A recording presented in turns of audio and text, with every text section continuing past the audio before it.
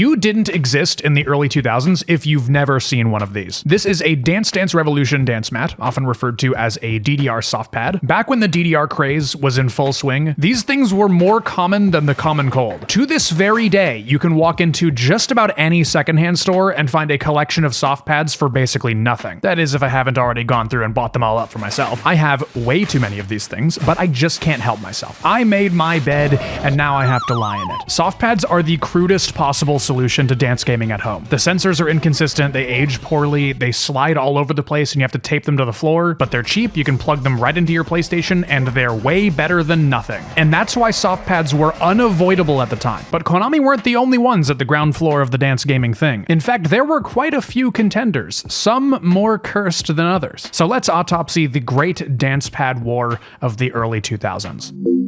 So first up, we've got CyberGroove 2000. You'll never guess which year this game released. It's a DDR clone made by a tiny game dev studio in Taiwan called Front Interactive, who have long since disappeared. It was made to run on Windows 98 and 2000, but it seems to work fine on Windows 11 somehow. CyberGroove 2000 somehow manages to capture the white-hot dance fusion energy of the late 90s in a similar way that DDR and Beatmania does. Aesthetically, I have no complaints, even it being rough around the edges is on brand. The music selection is insane, but in a good way. There are lots of rave tracks, which are my personal favorite, and also bizarre covers of 25-year-old pop songs, once again, very on brand. The actual dance engine is perfectly fine, like it's plenty accurate, it goes to the music well enough. The animated backgrounds and the dancer is just fantastic. It's so nice. It's unfortunate to say that I didn't get to enjoy this game fully because it seems the down arrow on my CyberGroove dance mat doesn't work. You can play it with a keyboard though, so I put this game up on archive.org if you guys want to try it for yourself. But yeah, when it comes to DDR clones, CyberGroove is up there with the best of them somehow. That being said, I'm going in order from least weird to most weird, so it is only downhill from here, my friends. And next up, we have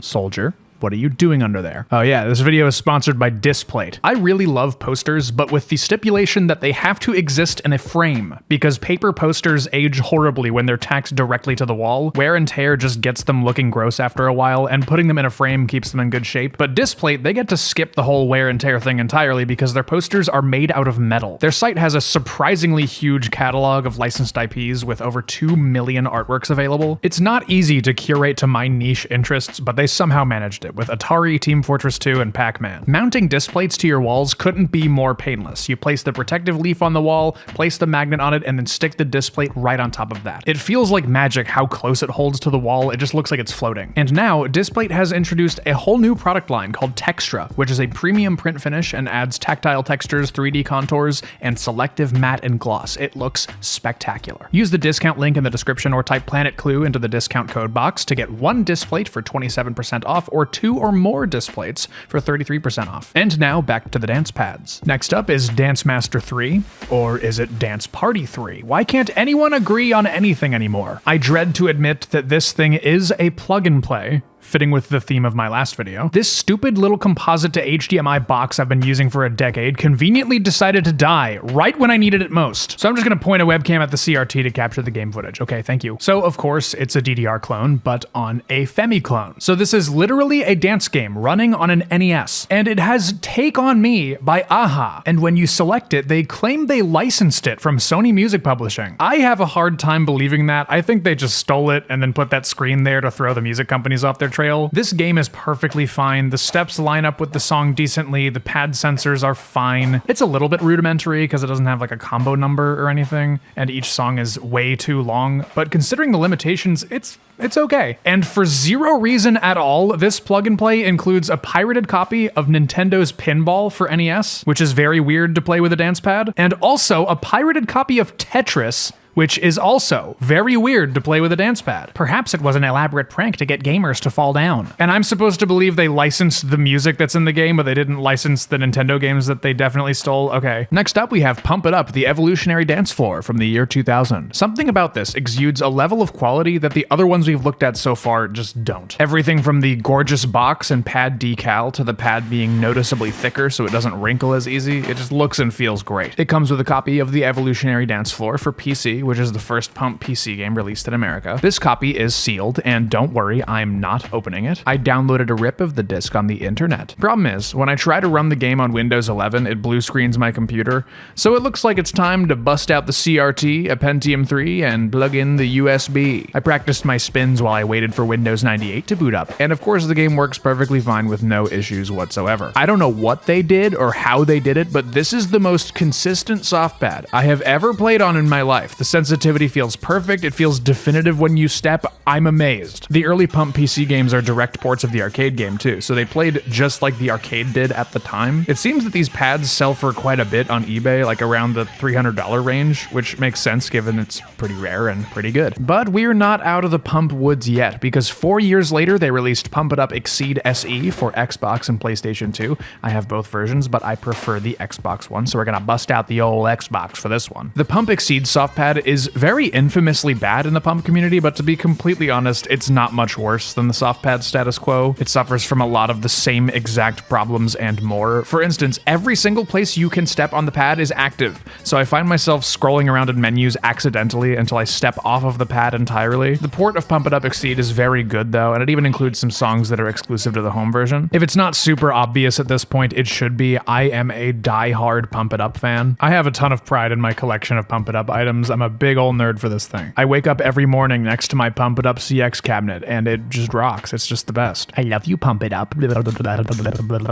Next up, we have the Active Life mat for the Wii, made by Namco Bandai. Now, technically, this is a follow-up to the Power Pad for the NES, which predates the whole DDR soft pad thing by like a decade, but it's a very similar concept to dance pads, so I might as well show it. Active Life Outdoor Challenge for Wii, which included this mat and the game, sold over 1 million units back in 2008, so these mats are also incredibly common at secondhand stores. It's more focused around exercise as opposed to dancing. A bunch of the minigames require you to alternate your feet on the center 2 steps to emulate running or skating, and when you jump, your character jumps, and you have to stomp across the pad to play whack-a-mole. It might be bland and gimmicky in the same way that a lot of Wii games are, but it's passable at the very least, and the soft pad is perfectly fine. Have we really made it to the point where we have to talk about veggietales dance dance dance? Yes, we have, and it's awesome. Now, when I say that, I mean that from the perspective of a queer man, but you don't have to be queer to recognize, oh my god, this soft pad is so pretty. It's so colorful and fun, and the contrast is great. The decal is just top tier. This game is really finicky on Windows, so I gotta bust out the Big Mac. The song selection is huge because veggietales has a lot of music, but the arrows don't line up with the music very well,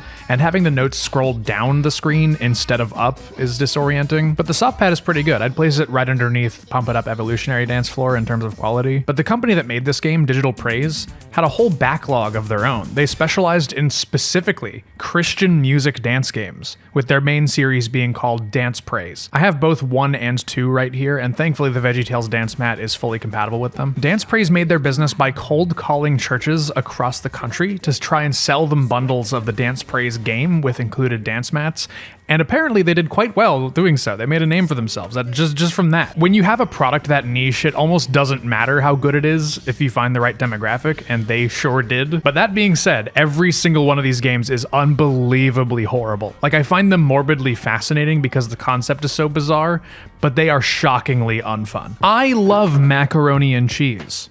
And I also love dance games. What do those two things have in common?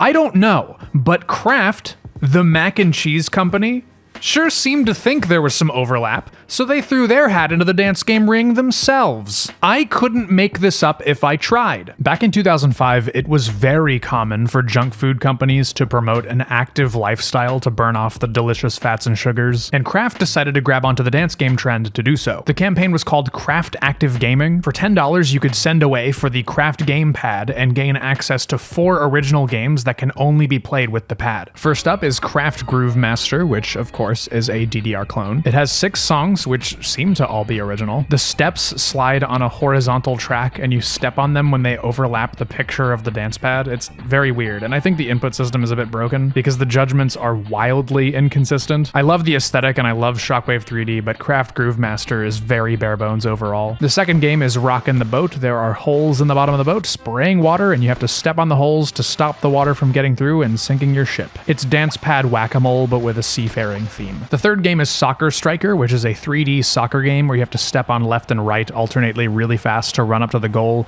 and choose one of 3 directions to kick the ball in the place where the goalie is the least likely to block, and then that's it. You just do that over and over. And the final game is Virtual Dojo, an incredibly clumsy and confusing fighting game where you move with the arrows and the shape buttons will punch and kick. It's very difficult not to fall over while trying to play a fighting game on a slippery dance pad. The Kraft active games offer pretty much zero entertainment value, but the fact that it exists at all is entertainment enough. Every time I look at this dance pad, I'm shocked that it was ever greenlit and produced, just because it is so weird. A few years ago, I noticed that the kraftactivegaming.com domain was dropped, so I purchased it and I made it lead to an archive of the original page so that it can be preserved forever. Also, if you want to play any of these games for yourself, there are cracked versions of the games in Flashpoint Archive, so you don't need to have the original dance pad, you can just play them with a keyboard. I have one more thing. It's technically not a soft pad, but when am I ever going to have the opportunity to talk about this again? It's a fun and new way to play the game. It's this pad and you hit it with sticks and